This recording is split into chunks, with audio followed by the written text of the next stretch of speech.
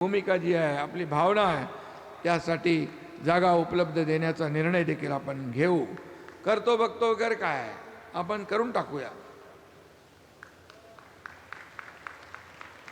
करतो बघतो पाहतो हे आमचे शब्द डिक्शनरीमध्ये नाही आहेत. No reason on the spot decision. तुम्हाला ती जागा मिळून जाईल एसटीच्या सर्व आवारामध्ये. आणि म्हणून त्यामुळे निश्चित राहा, तुम्ही मराठीचा झेंडा घेऊन पुढे निघालो. आणि म्हणून मी आपल्यासोबत, आमची सर्व व्यासपीठावरची मंडळी आपल्यासोबत आहे. या ठिकाणी मी आपल्याला एवढंच सांगतो की काही आपली चर्चा जशी झाली की लेखन आणि प्रकाशन हा व्यवसाय सध्या तोट्यात आहे.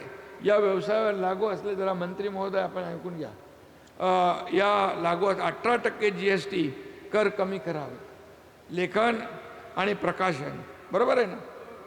त्यामुळे या बाबतीत देखील आपण मागणी केलेली आहे.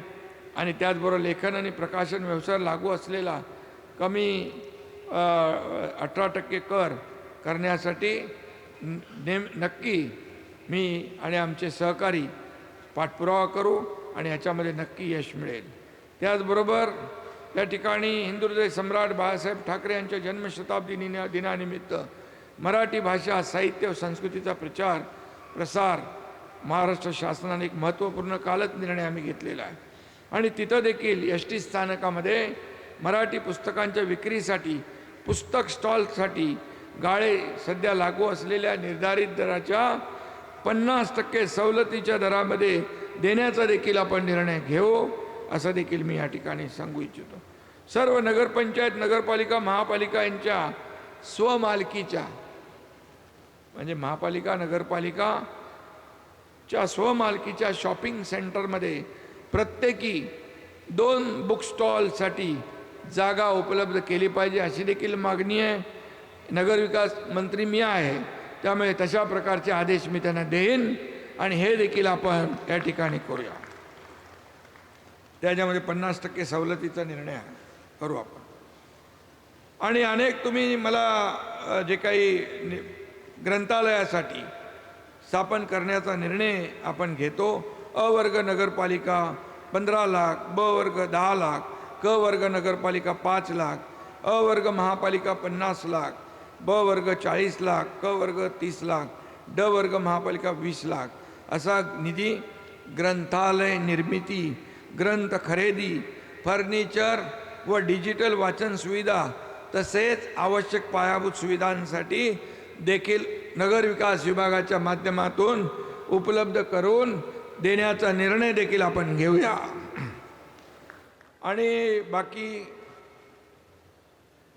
शाळांमध्ये देखील आपण सुरू असलेल्या 85,000 शाळा मराठी माध्यमाच्या आहेत. 89,000 शाळांमध्ये मराठी माध्यमातून शिक्षण देण्यात येतं. या बाबतीत देखील विद्यार्थ्यांच्या संख्येपैकी हे प्रमाण जवळपास 75% आहे.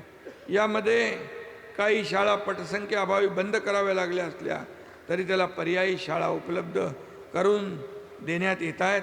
या बाबतीत देखील मी स्वतः लक्ष घालीन. आणि त्यामुळे जे जे आम्ही बोललेलो आहे ते आम्ही करतो. दिलेला शब्द पाळणारं आमचं महायुती सरकार आहे.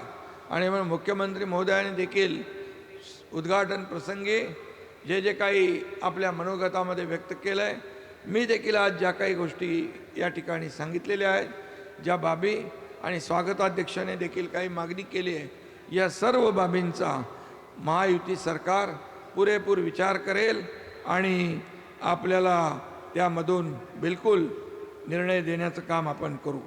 खरं म्हणजे शतकाकडे वाटचाल करणाऱ्या या संमेलनासाठी पुन्हा एकदा सर्वांना शुभेच्छा देतो. जे कोणी मराठी भाषेच्या, मराठी माणसाच्या प्रगतीच्या आड येणारच नाही कोण, कारण नाही तर त्यांची 100च आहेत ना. मी 100 भरेल असं म्हणणार नाही, पण कोणी येण्याची हिंमतही करणार नाही मराठी भाषेच्या आणि मराठी माणसाच्या प्रगतीच्या. शेवटी जाता जाता एवढंच सांगतो, संत तुकाराम महाराजांचे शब्द आठवू इच्छितो. आम्हा घरी धन शब्दांची रत्ने, आम्हा घरी धन शब्दांची रत्ने, शब्दांची शस्त्रे, शब्दांचीच भूषणे, ही शब्दांची परंपरा जपणं, वाढवणे आणि पुढच्या पिढीपर्यंत पोहोचवणे हीच खरी आपली संपत्ती आहे. हीच भावना बाळगून आपण सर्वजण मराठीचा झेंडा आणि मराठीची पालखी वाहतोय ती तशीच चालू राहू दे अशा प्रकारची विनंती करतो, विश्वास व्यक्त करतो. आणि या ठिकाणी पुन्हा एकदा 99व्या अखिल भारतीय मराठी साहित्य संमेलनाला मनापासून खूप खूप शुभेच्छा देतो. आणि अध्यक्ष, स्वागताध्यक्ष, सर्व आयोजन ज्यांनी केलं आहे त्या सर्व पदाधिकाऱ्यांचं मनापासून मी अभिनंदन करतो. आणि मगाशी आपल्या उदय सामंतजींनी सांगितलं की या मराठी साहित्य संमेलनाच्या यामध्ये कुठलंही राजकारण आणता कामा नये.